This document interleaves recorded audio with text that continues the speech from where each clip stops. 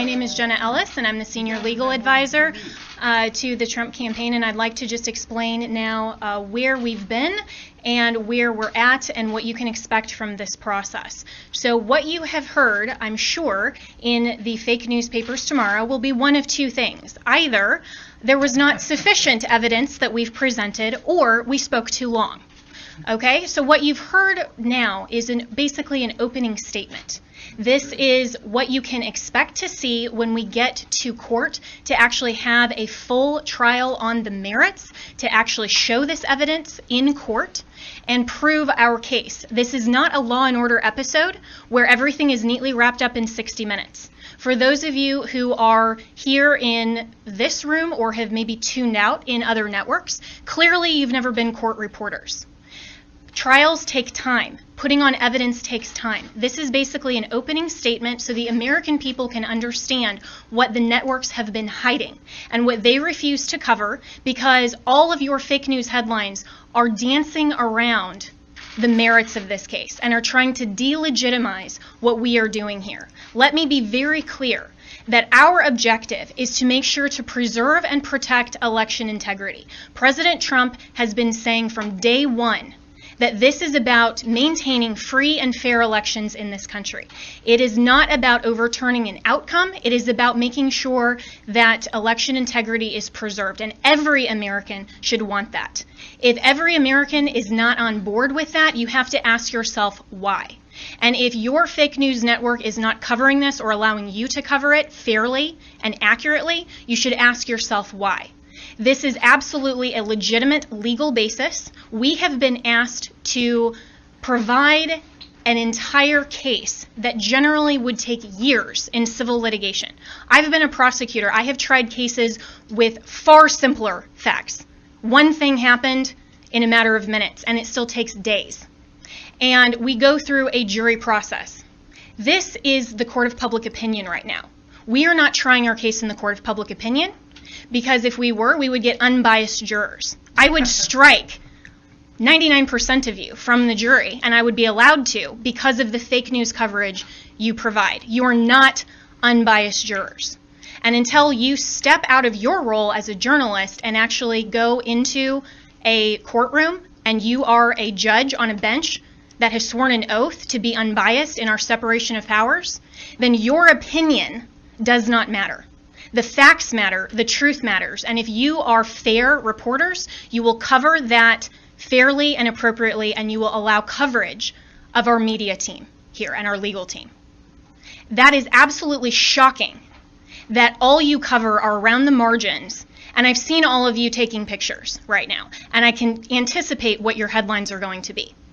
If you are not willing to talk about the evidence that has been presented, then that is absolutely unacceptable for journalistic standards. This is an opening statement. This is something where we have told you what the evidence will show, and we have given you a brief description. That happens in a courtroom all the time, where that's not the fact-finding process. That is just an overview. That is what we have given you today, because the American people deserve to know what we have uncovered in the last couple of weeks. Remember, this is such a short time frame. And this is an elite strike force team that is working on behalf of the president and the campaign to make sure that our Constitution is protected. We are a nation of rules, not a nation of rulers.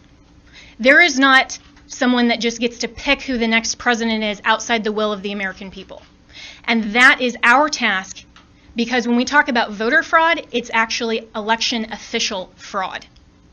That cannot stand. The Constitution requires that the state legislatures are the ones that make election law. It still has to go by the U.S. Constitution.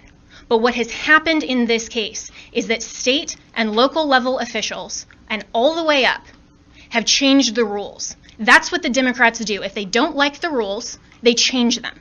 And they change them at the last minute. They manipulate them. They want to tear down our American system. Our founders were so brilliant that they anticipated this, that there would be corruption, there would be foreign influence, there would be attempts to manipulate the outcome of the election, especially with who they called our chief magistrate. I would encourage all of you to go home and actually read Alexander Hamilton's Federalist 68 and see what he described as an advocacy position to adopt and ratify the Electoral College and the process by which we select our president. We select our president through the Electoral College not because it disenfranchises voters, but because it is a security mechanism for exactly the type of corruption that we are uncovering.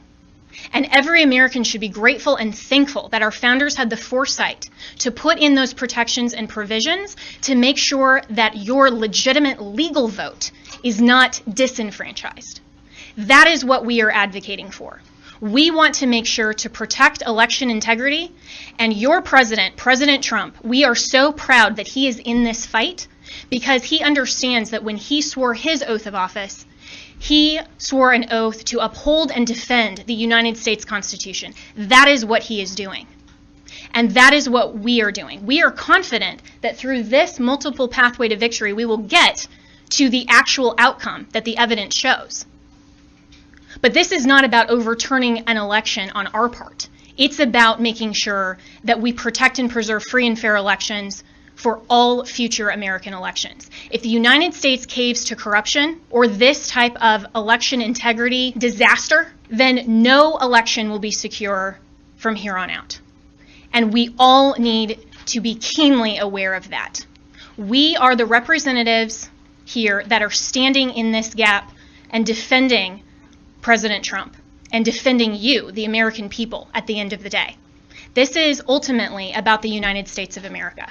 And we want to make sure to protect and defend that. And as my colleagues have said, we will not back down. We won't be intimidated. President Trump will not be intimidated. You, the American people, should not be intimidated. You, the press, should cover this fairly and should know that this matters to election integrity and it matters to the future of our nation. So we have given you an overview, but recognize this is not a court of law. We will get there, and we have time.